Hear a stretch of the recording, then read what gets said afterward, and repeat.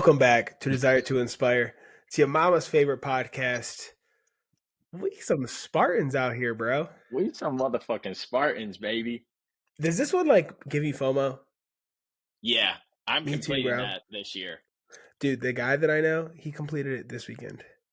Damn, Yeah. that's impressive. For people that don't know, this is called the trifecta. And if you do the 5K, 10K, and 21K, then you complete this ring of it. And We did so the hardest one. we did the hardest one. And that's what a lot of people were saying when we were on the course, which I want to go into the whole weekend leading up to it, everything like that, and not just go straight into the race. So kick us off, Dylan, on what I consider to be so far the biggest eye-opening weekend of this year for me. Okay. So we starting at Thursday or we going Friday? Let's start Thursday. All right. Thursday. I headed out. There really wasn't much to say before I head out. So I head out. Meet up with Augustine at the airport. That's one of our clients. He's probably DTI's biggest fan. And first time meeting the guy, we catch a ride. Everybody else is already together. I was having fun, honestly. My flight got a little delayed. I had already been drinking at the airport. I knew everybody else was grilling out, having some beers, and I was having fun. I'm not gonna lie. We know how I am. Yep. So we pull up, eat some food, drink some beers. That's pretty much it that day. Nice chill night. Nice chill night to calm before the storm. Yeah, we had everybody over at my place to kind of just settle in, have some good conversations. Everybody meet Augustine and vice versa. So that way we all get acclimated. Sal was the only one that wasn't there that competed in the race with us. But kid's a unit, really good guy. And it was a lot of fun. I think we had a really good group for this one to kind of kick things off. So Thursday was just that chill, getting the energy vibe of all of us being there. Grilled some shish kebabs out, had a few Coronas, nothing crazy. And it was planned to have it at my place because we all know our group a little too well. And who would have known what would have happened? You mean if we would have went out to eat? Yeah. So it wouldn't have ended at 9 o'clock like it did then. I could guarantee I wanted to have some control over the evening, and I was like, you know what? I'm just going to cook for everybody. Not going to ask for anything in return. Come on over. Let's have some time. And that's exactly what we did. Yeah, and then next morning, bright and early, up at 6 o'clock. I'll let you handle that one because you know all the ins and outs of this place more than I do. So I'll let you take of the little morning event. Yeah. So Friday came around and we wanted to do rejuvenating things or whatever, not fall off of our daily routines. All of us that did the Spartan race have morning routines of waking up, going to the gym. Matt sleeps in a little bit more, but that's why he didn't join us. And so I wanted to stay on rhythm. I didn't want our bodies to get out. Wait, did he take off work? No. Oh, I was about to dog if he took off work and didn't come hang out. Oh, no. And so my idea was, instead of sleeping in, resting, and then just kind of going out to Fayetteville where the race was in our Airbnb, let's stick to the rhythm and routines that we established day in and day out. And so we woke up pretty early, about 6 o'clock. So I would say that's sleeping in for all of us, 6:30. Not me, because I was still probably on my time zone. So it was 4 o'clock. Mountain time. You getting up early. Yep. So we woke up, got ready, and then we went and got Augustine from his hotel. And then we all went to a local coffee shop, one that I've been wanting to try on our way to cryotherapy. So as you guys know, cryo is something that I find extremely valuable. Also doing the sauna, so hot and cold therapy. So when we got to iCryo, we had an appointment set up for all of us to go into the sauna, then jump straight into the cryo booth, and then go over to the leg compressions. What was cool, it was everybody's first time. I don't think anybody had experienced that before. And so I hope, which I think it did, it challenged us mentally to do something that makes us uncomfortable in the beginning of the day and the beginning of the weekend, going into something that made all of us extremely uncomfortable and push through it. But not only that, do a little bit of recovery and not so much strain on the body. So that's why we decided to go and do the cryo, sauna, and leg compressions. Where in my mind, we get treated like kings, get put in robes, go and do our thing, and kind of just space out for that like hour and a half that we were there. What were your I thoughts was on it? I was excited about that because originally, like the whole way there, you're like, yeah, like two people have to go into the sauna, then two people go into cryo, and then we'll like do a little rotation. So then you'll stay with those people and go to the legs. So like the way that like it was explained, I thought like we were really gonna be separated, like just two groups of two. But it actually worked out where it was like all four of us together, and I liked that a lot more. I liked like being Yeah, able to see everybody. So like obviously you had done it before. I was actually very surprised with myself in the cryo. I wish I would have just went the whole 3:30. But yep, they only put yours to 3 minutes too. I was like, yeah. damn, bro, he fucking cheat. That's out right now. I go back and forth on it. 3 minutes is like what they say to do. 3:30 is just kind of going a little bit above that. But Ego, stroke that ego, baby.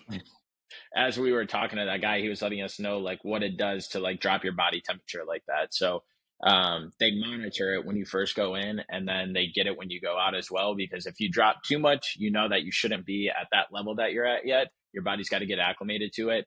But generally, people that are in shape, live a healthier lifestyle, like they can challenge their body in that sense.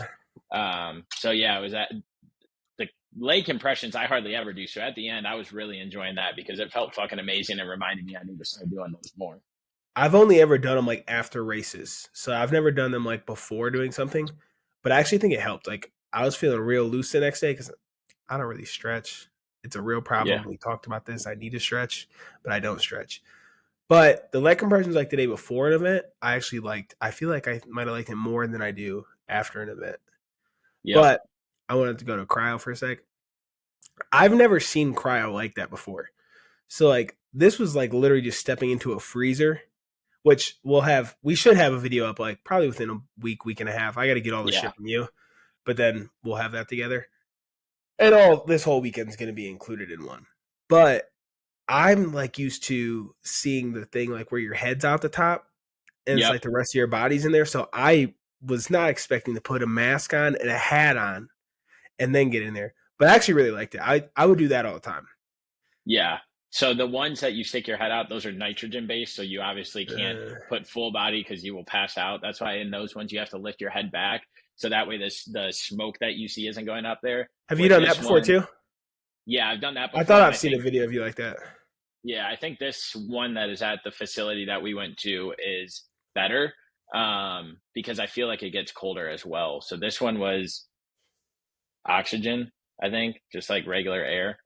So it's not like they're pumping us full of oxygen, but Yeah. it uses that so that way your whole body can be submerged, which I think is awesome. So if I were to rank the different types of cold plunges, or like cold therapies, it would be a cold plunge, like getting your full body actually in the water that's freezing.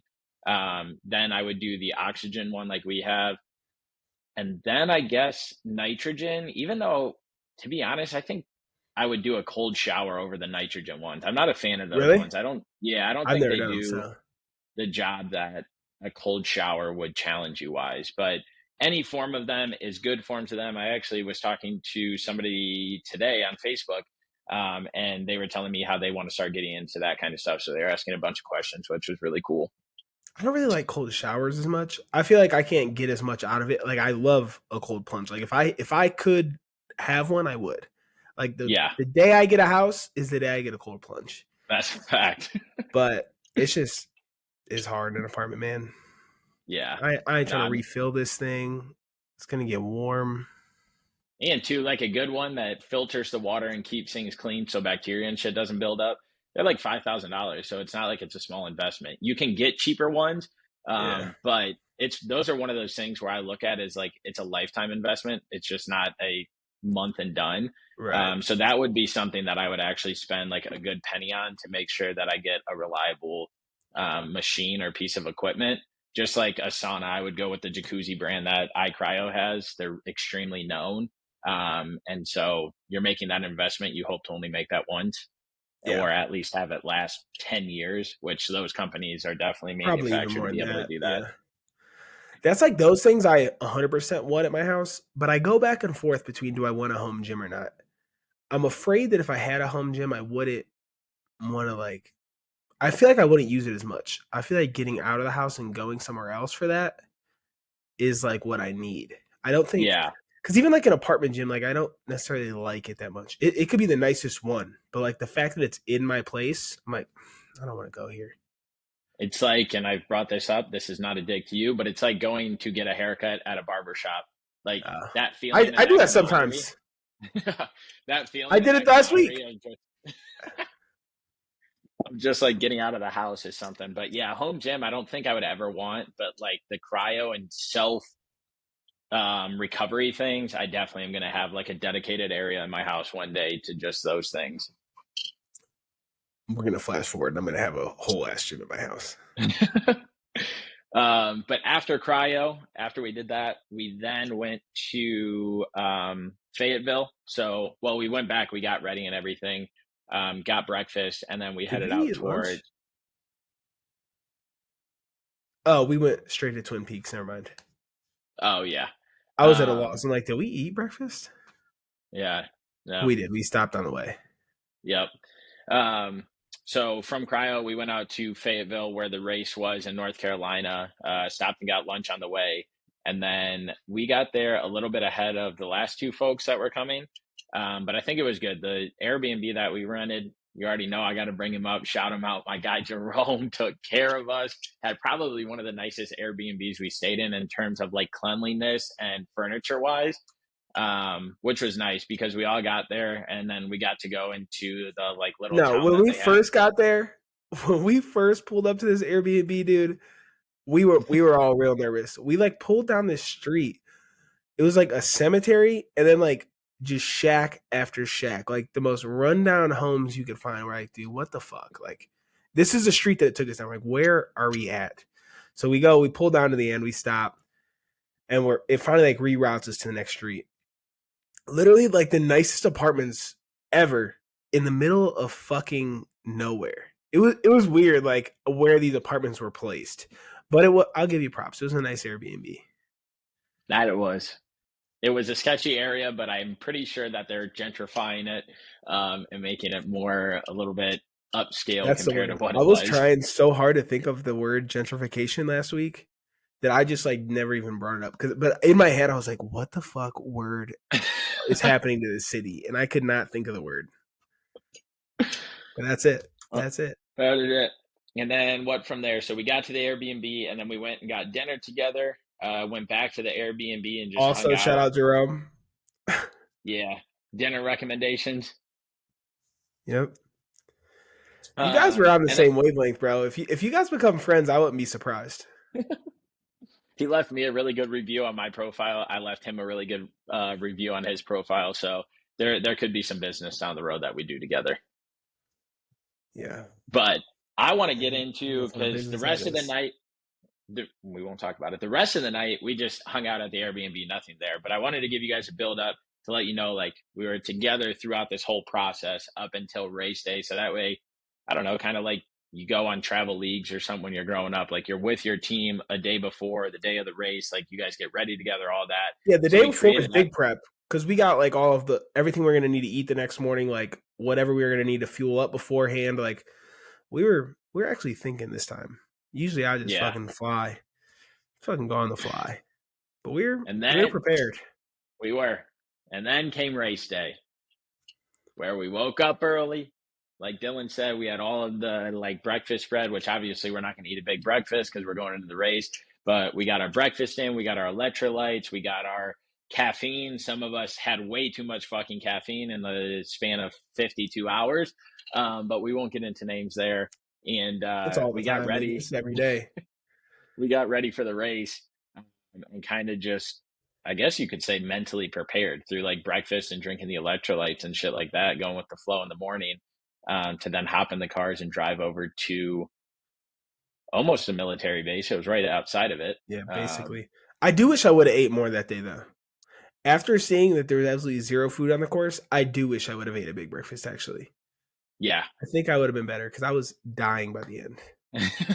I was starving. There was people, well, get into the race, like the beginning of it, your thoughts leading up to it, but that paints a picture of us actually getting to the race and setting up, getting ready for the trek. Well, our start time was 10:15. The first start time for any of the opens, which is what we were doing so we could do it as a team, it wasn't like a competitive one, was 10 o'clock. But we pull in at probably like, I don't know, what do you think we got there? Like 9, like an hour beforehand? Or was it I 8:30? No, it was like 8:20, something like that, 8:30. Okay. So we pull in. There's already guys like making the first round of the fucking ultra, which is like 30 miles. So they're already like 15 miles deep in 2 hours. I'm like, okay, like these dudes are legit, bro. And I think that was like the first time it clicked in my head. We might actually finish faster than we thought. Because Hmm. like you had a certain, so we started at 10:15. Freddie said as long as we were done before 4, it's a win for me. And I was like, nah, fuck that, 3:30. And so we both had these times in our head. But I'm watching these dudes like come at mile 15 in like a couple hours, and I'm like, okay, they had more obstacles than us, and they actually had to finish every obstacle. So like we knew that we didn't necessarily have to do everyone. Like if we failed, like it is what it is. Like try a few times and let's move on. So I'm like, oh, we could actually do this. That was my first thought. My second thought was, I gotta pee. And so I think I had some little girl watching not little girl. Let's rephrase this. I think I had some lady who was a volunteer watch me pee. But no, like once we got in there, like I was really excited. I wasn't really nervous for this race. I think it's because like I knew we were doing it as a team. So like even like if I started to fucking slow down, like there's never gonna be a time that I was by myself where like I was Yeah. like, fuck, like it's all on me to push myself. Cause I've been in races where I hit a wall and there's nobody else there except for myself to be like, let's fucking go.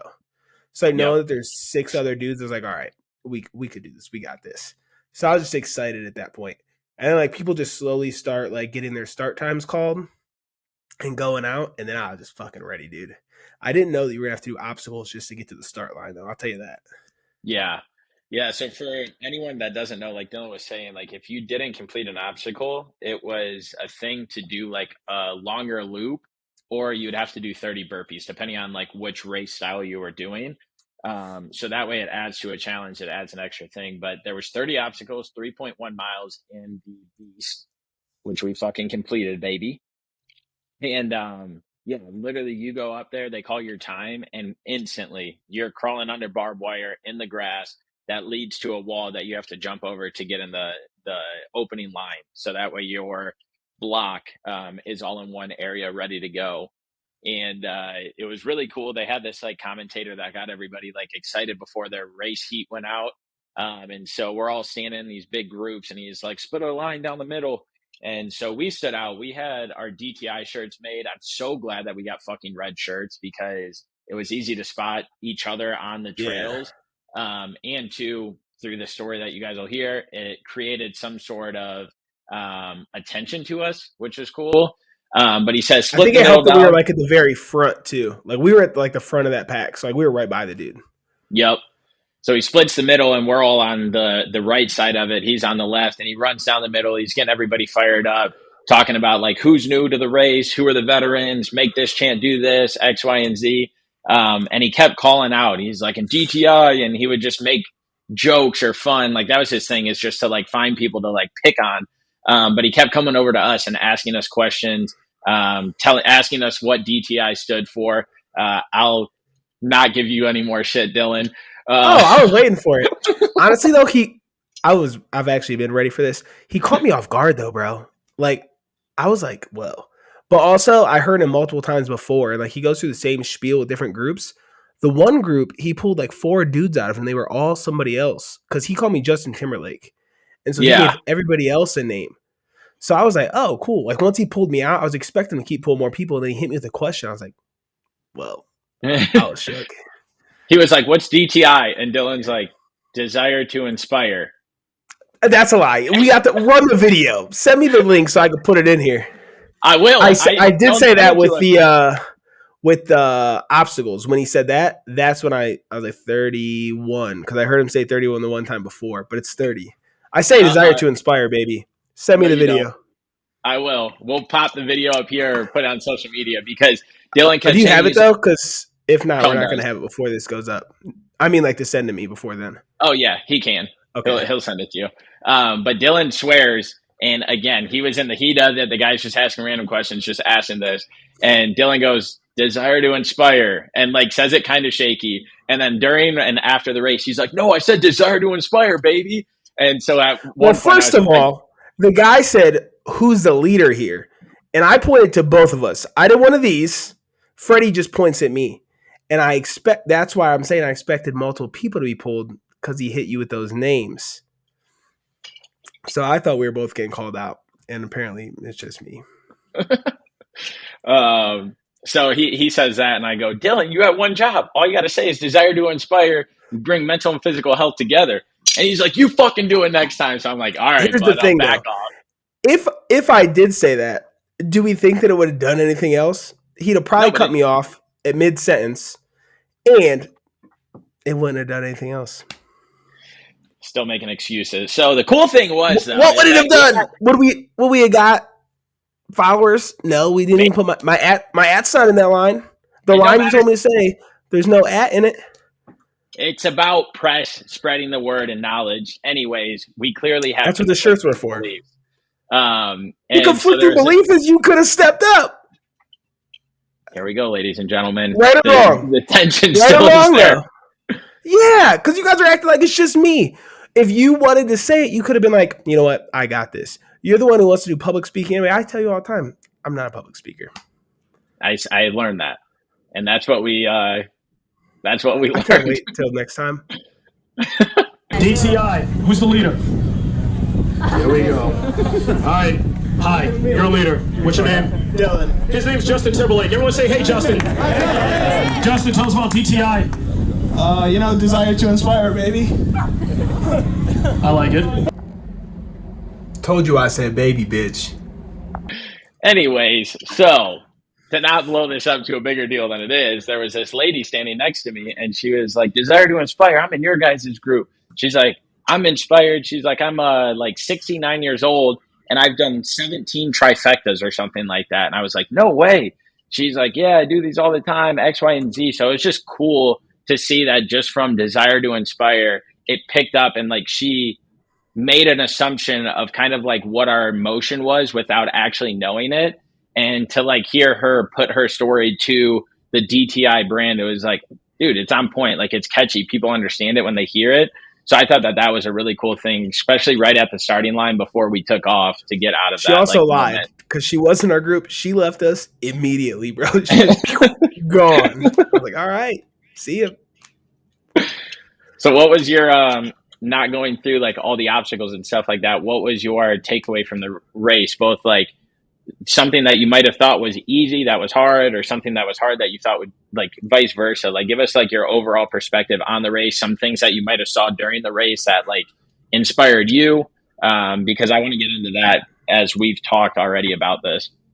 I think pretty early on, we kind of made it I think me and you already knew this, but clearly our group did it, that we were going to be more of like the helping people. Like, let's like all get, first of all, we've openly said from the beginning, we're doing this as a team.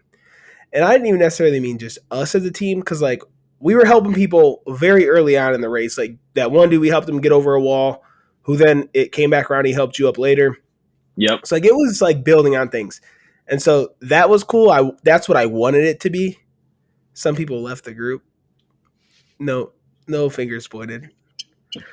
But so like that was cool. But I think that the hardest thing for me, honestly, was like forcing myself to slow down and like stay with everybody. Because I could very easily, I think, have just like blown through it. And like if I was out there going for time, I think I could have went at a pretty decent pace. There was never a time where I felt like I was dying or like I needed to stop or anything like that. But I knew that like this was bigger than like just me going out and doing this anyways. Like this isn't something I necessarily would have done by myself. Like I didn't really have like the desire to let me go try to like compete in this thing. It was more like, oh, I think this would be a fun like kind of team building exercise. Yep. So the hardest thing for me was like kind of pulling back and making sure like that everybody was good and that everybody's going to finish. Because there were a lot of times where I don't think everybody wanted to finish. Yep. And like being able to like be like, all right, like, and me and you did a lot of rotating where it's like stay back, then go run ahead with the guys and then come back and like, just wait. But that was definitely the hardest thing for me. Yeah, we had one objective in mind. I guess two if you put the time constraint that we put on ourselves. But we had one main objective, and that is whoever starts at the finish or starts at the go line with us is going to cross the finish line with us, and not with us, but like with us, the entire collective group. Mhm. And so that was the only goal. So we completed both of our tasks. We beat the time that we wanted, and everybody crossed the finish line that was in our group. And everybody had like, we were giving each other like different little roles. In mine, Dylan was mainly pressing like Freddy gives the opening speech or Freddy gives a speech. And so then everybody was like, yeah, Freddy gives a speech. And so I'm sitting there like, okay, I'll give one before. And I'm just thinking about it in the lens of us being there, seeing the environment, seeing people go through the things, and seeing that what this like Spartan community brought together, the vendors, all of the racers, the volunteers, the place that let us do it on their property. You've never like, been all to of like this any stuff. event like this, like any kind No. of event period? Okay. Nope. And so it was very eye-opening to me. And so then I started reflecting on like, through the pictures we're taking, the stretching, like, why am I doing this? Like, why did I sign up for this? What is my motive behind it? And I quickly realized as I was reflecting back over the last like 3 months, February, March, April, like 3 months, that every single person that I told when I signed up for this was like, you're crazy. I would never do that. I wouldn't, there's no way I'm doing that race. Why are you doing that? Why are you paying money to go and put yourself through that? That doesn't sound enjoyable. So I was like, okay, there's a story there. And then the training aspect of it, I had to get uncomfortable, and I hated how I trained for this because it was making me do something that I hate, which is running. I don't like going out on open roads and just running 25 miles. Like, that's just not where my passion is. My passion's inside of the gym, lifting weights. That's how I view fitness and what I like to do. If I don't do that and I want to do cardio, it's bike riding.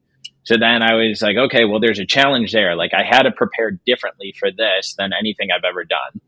And then I started thinking, like, why did everybody else do this? Because if I'm getting this message, I'm sure that everybody else is. And so this speech in the beginning that I gave is like, Dylan, what did people say when you signed up for this? Tone, what did people say when you signed up for this?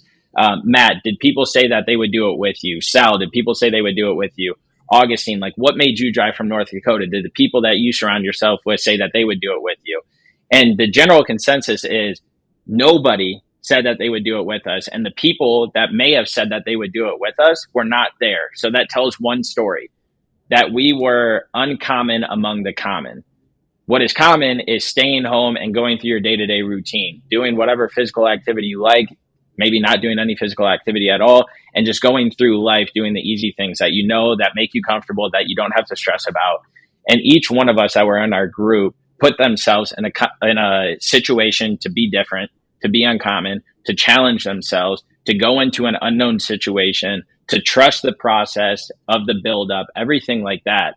And so I made it a point to drive home that, like, this isn't an I versus I. This isn't a me versus me. This is a collective group of people that want to challenge themselves, that want to be better, that want to explore life and see what else is out there, that want to do things that other people won't do to see what they can find internally. Like, whatever the reason is, we are here for a reason, and it's not to be like everybody else that's not doing this race, that's out here. And so I was like, no matter who starts at this finish line with us, we're all crossing that, or the starting line with us, we're all crossing the fucking finish line together. We're doing this as a team. We're a team because we know what we want to achieve in life. And I may look at it at a deeper sense than most people did. Some people could have just been there like, yeah, I've never done a Spartan race before, I want to do that. But I think each and every one of us, by the end of it, took something away from it. For instance, I know for a fact Matt did. I know for a fact Tone did. I know for a fact I did. I know for a fact that almost everybody in our group came out of that not only with the biggest fucking smile on their face that we crossed that fucking finish line, but each person had a story of what they saw during the race that made them keep going, or what they saw during the race that was like, holy fuck, like, yes, there's more to life, or there's more to pushing through something that's hard.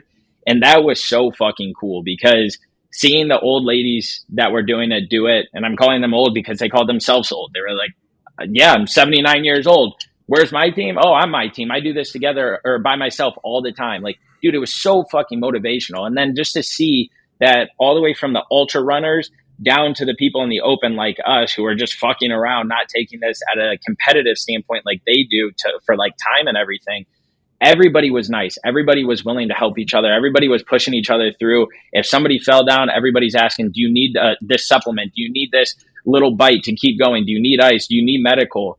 And so there was a community sense there that like has me envisioning what DTI can turn into and how this small collective group we had now can double, triple, quadruple in the future to keep staying motivated and challenging people that want to get out of their comfort zone to keep going in life and doing something different to see a reward at the end of it. It was surprising to see like so many different like body types and people in their fitness journey all doing it. Because when we got there, I didn't know that there was a like split into 2 days. So I thought like, oh, we're gonna start like the 5K people are gonna drop off, then the 10K people are gonna drop off. But we were the shortest race of the day. So it's like, Yeah. damn, everybody lined up out here is doing this fucking race. That shit was insane, dude. I was like, damn, like these people don't give a fuck.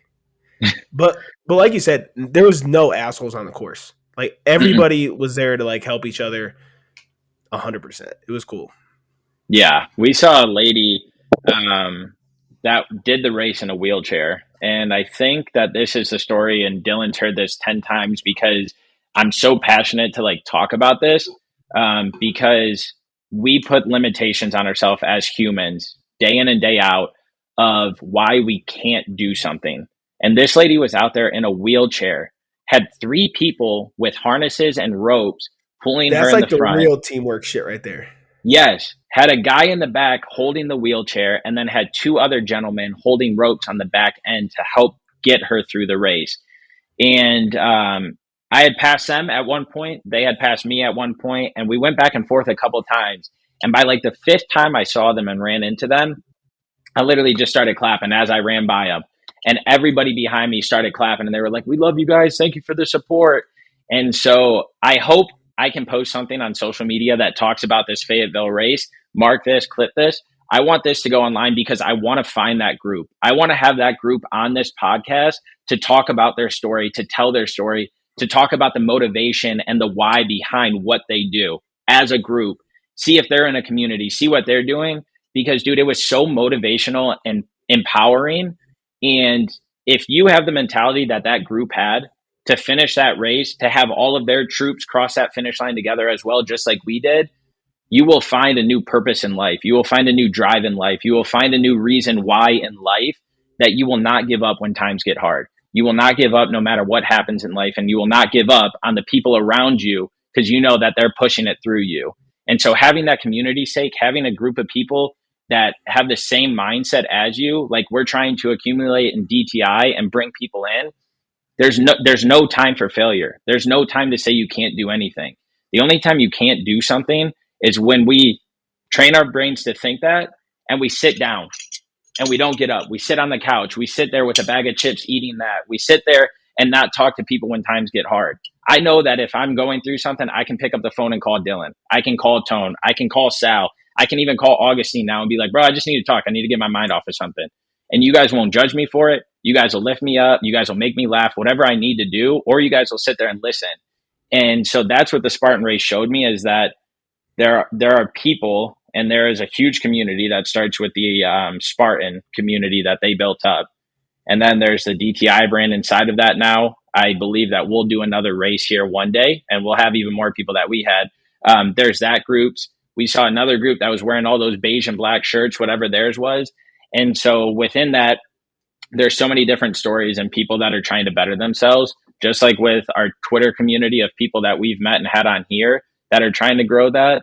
And so now I move through life taking that race and remembering those ladies going through that trail by themselves, or that group of people working together to get that lady across the finish line, is always keep going, always challenge yourself. That's the main message, is challenge yourself to do things that you don't think you can, to prove to yourself that you can, to then reach the next goal you have in place. Don't stay complacent, get uncomfortable, and get comfortable with being uncomfortable. It's a cliche saying, but dude, I'm realizing through the bulk through this, like when you put yourself through something that you're not confident that you can do, there's a message at the end of it that shows you why you can truly do any fucking thing you want in this life. I'll get to that in a second. I think you can find those people kind of easily now I think about it. I think there's a way to view all photos from the race. And then, obviously, you're going to be able to find them pretty easily. They're going to stand out. They were the only fucking ones with the wheelchair. But then you could probably go to, just whatever numbers on their head and find them, in the ranking. And you probably find a name that way, I'd assume. Yep. Okay. Because all the girls tracked us, so it'd probably be an easy way to find them. And there's honestly Yeah. probably Spartan groups all over the fucking place on Facebook that you can find as well. But that's the shit, bro. We would be doing a disservice to this world to not hear that story and to spread it to however many people we can. It may not be a big audience yet, but doing that shit and connecting with people like that, they have the same mindset of us in the sense of the reason why. We found our why and we're blessed to know what our why is. So now hearing their why, to keep motivating each other's, to just keep spreading that message and doing things like the Spartan race and other community filled events. Yeah, what's crazy is every marathon I go to, there's someone in a wheelchair, but this was totally different than that. This was swampy and muddy as fuck and wild terrain. We were straight up a hill at one point, straight up a hill down the other side, and we had nothing. And people were out here getting gassed and falling over, and these people were carrying a human being. Yep. It's 13 miles. My watch clocked it at way closer to 15 than 13. I cannot imagine us carrying someone that entire way, dude. Yeah. Yeah. It was moving, man. I talk about my Honduras trip and going there and leaving that vacation a better person, leaving that Spartan race, I'm a better person than I was because I got to see those things that I did. That it's sad, but most people overlook, and they're like, dude, why do you find so much of this? Or why do you look at it that way? And it's the stories within what we see, even going outside and walking and realizing how much the world is changing, whether that's during spring, winter, or fall, just seeing the leaves change and all that. We just look past everything. We have such tunnel vision of going next, that we're not soaking in the environment around us. And I think that's critical, is to learn how you can soak in what's going around you and realizing holy shit, I'm kind of not seeing everything when I'm just rushing through life and not slowing down. Speaking of next, you've had 2 life-changing events now this year. So what's next? Well, completing this is going to be one of them. What sucks is there was one in Charlotte recently. And I you know. could have done that one. I know. There's some in Georgia. There's some in, what's that called? There's another one, Asheville. So I'll look into those.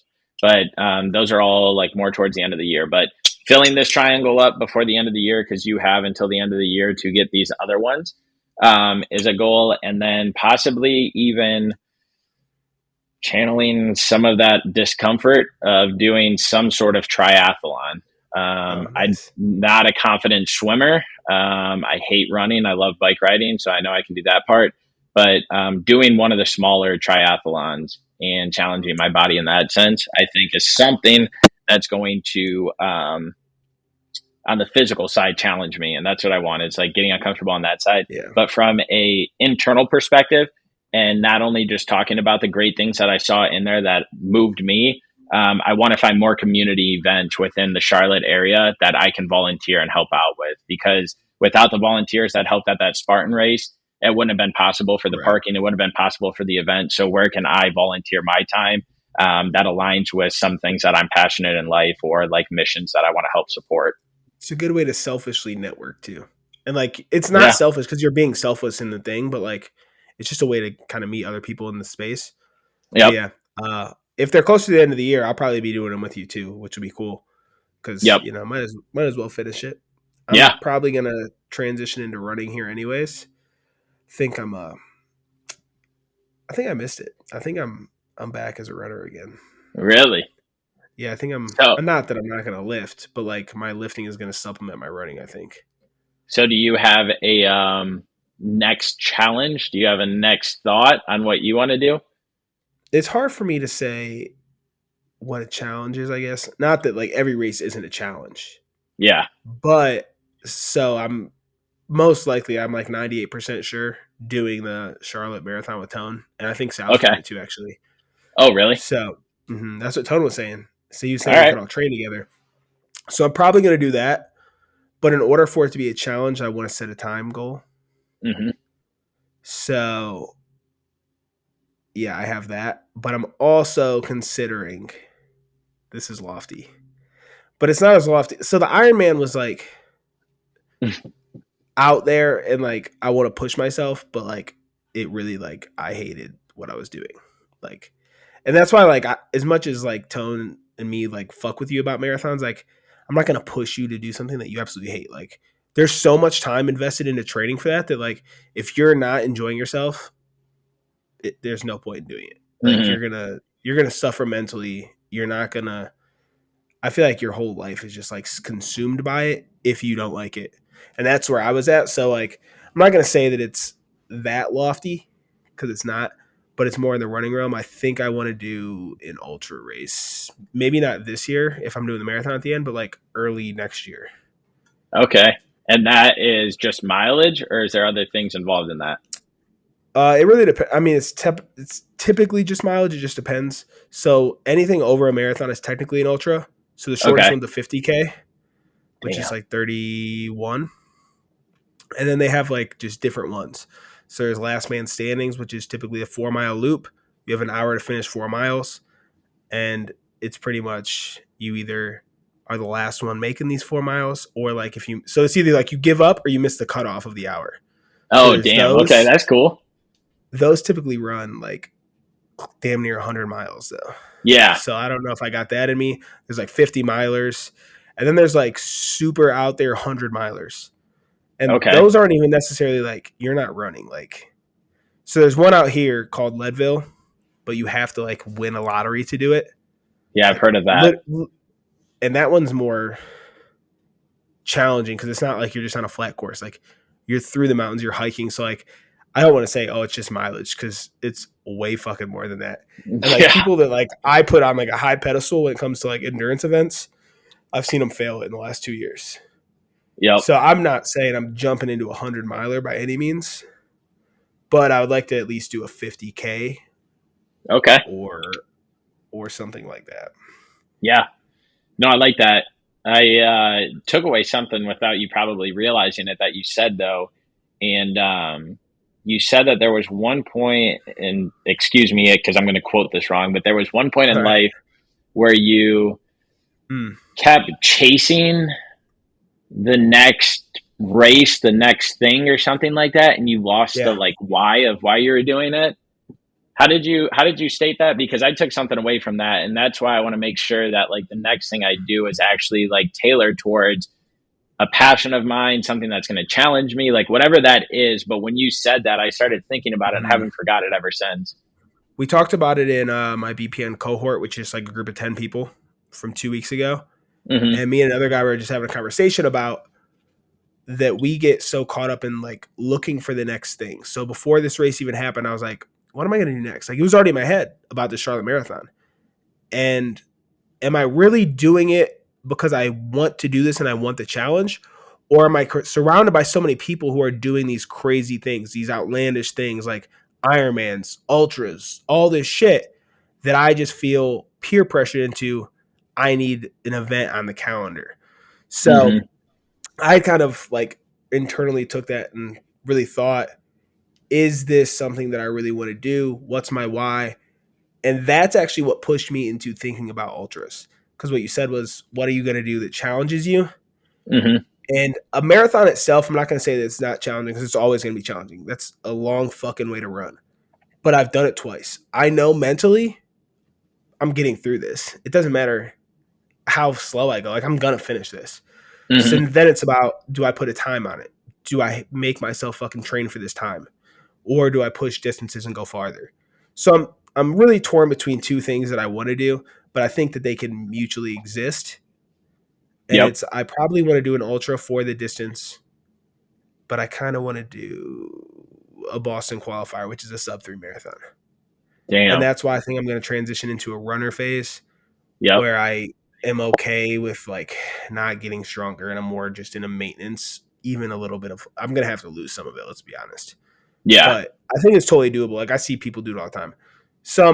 I'm in this balance where it's like, in order to challenge myself, I've got to push it in another aspect. It's not just going to be, let me go do another marathon. Like for Tony, he's never done one. So it's like, hell yeah, dude, fucking let's do it. Let's see what you got. Yep. But like I know in my mind, like you've been here before. Like you can do this. It's just how do you want to push it farther next time? Yep. No, that's cool. And one thing that I'm excited about, which it's out there, but you moving to North Carolina is that like we can now take not only just like physical events, but like I was saying is like volunteer events and using DTI in that sense and partnering with these different philanthropies or whatever it is that we're passionate about or that somebody in our group has a tie to because of a family member that went through something or whatever it is, where we can go and give back our time. Like you said, we're doing something selfless, but like it is a great time to network with people. And the reason why that's so good is because like those people that are there are like there to continue to better the community, to better themselves and everything. And so those are the people that we want to bring into DTI or that we want to have around our community. So that way we can one day be that something that someone wants to volunteer for to help us because it's helping the community or helping a group of people. So I'm really excited for that aspect of us being together. Because not only that, but like I've heard Matt and Tone talk about wanting to volunteer more. So like we can get our core group together to grow something special within the Charlotte community to like help make an impact as it's growing at a rapid fucking rate right now. Yeah, I'm excited. I mean, I hate when people say it, but you know, big things are coming with this move. They are. Like actually are. Like it's a real thing that's already put into action, and I'm just excited like to see how it unfolds because it's gonna be dope. Yeah, it's gonna be really special. We'll make it special, and it's just constantly like realigning, refocusing towards that end goal of this picture that we have painted. Like we always preach, we cleared for the foundation last year, and we hung up all of the different things that we thought we wanted DTI to be. Now we're laying this foundation that's going to be solid as hell, and we have been, to then grow and build on it. Now that we've learned so much over the last year and a half doing DTI from a distance with each other, now imagine the impact and the things that we can do when we're together and how those things can constantly get better and improve over time as well. Yeah. But as you guys know, seen, heard, I think this episode is all about being uncomfortable, putting yourself in a situation where you don't know what the outcome is going to be. You don't know what you're going to go through mentally to get through it. But somebody out there, including you, including me, and including the person listening, is going through something that they might be holding in, something that they're doubting themselves on, or something in their family that they can't control is going through something. Stay focused and always continue to push yourself, always continue to keep a positive mindset, even when it's hard. Wake up every single day being grateful for the little things that you woke up. You can get dressed, you can walk to work, you can drive to work, you have a house over your head, whatever it is. Start appreciating the little things and talking positive and start seeing the change happen. It's crazy how much that energy attracts more positive energy. And soon you'll realize that what you were once holding yourself back about is now why you're excelling forward, because you let those strings go and you allowed yourself to grow as a human. So at the end of the day, I mean, our name says it all. Have the desire to inspire right now, because we're not promised tomorrow, and make sure that you live the life that you want for you, supporting the people that you want in your life. So much love. Tell your mama hello, kiss her on the forehead. It's all. Peace.